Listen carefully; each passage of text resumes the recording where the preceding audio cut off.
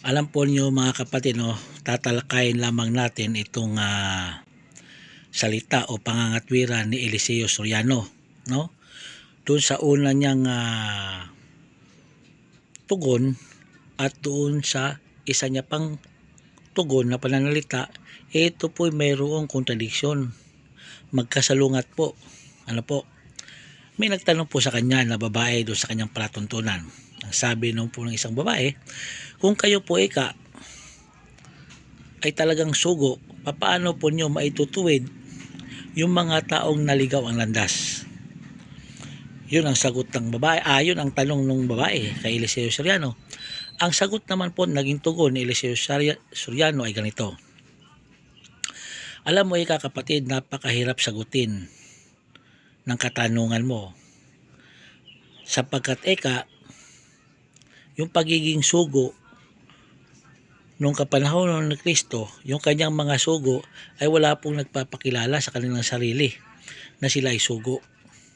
Kasi ang pagiging sugo niya, hindi po ikaw ang magpapakilala niya, kundi yung ibang tao po ang kikilala sa iyo na ikaw ay sugo. Yun ang sagot ni Eliseo Soriano. Pero bakit doon sa isa niya pang tugon, no? Sa ganun din na pangatwiran, ang sabi naman niya, ang sabi daw ni Apostol Pablo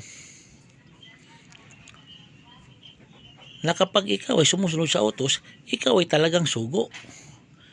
At ang dagdag pa nila Soriano, napakabaliw ko naman kung hindi ko sasabihin na ako'y sugo sapagkat ako na may nangangaral sa utos ng Diyos. Nakita niyo na? Nung una, itinatanggi niya, no? Mahirap kang sagutin na siya ay sugo. Subalit dito sa pangalawa, no? Siguro may nabasa siya, napapabor sa kanya doon sa talata ni Apostol Pablo, inamin niya na.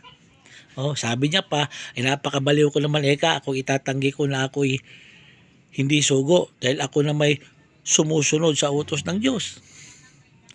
Yun ang sabi niya. So ano ba talaga ang totoo? Hindi siya sugo? O di sa pangalawa niyang tugon na siya ay sugo? Alam niyo paano natin paniniwalaan yung isang tao na paiba-iba? No? Paiba-iba ang sinasabi.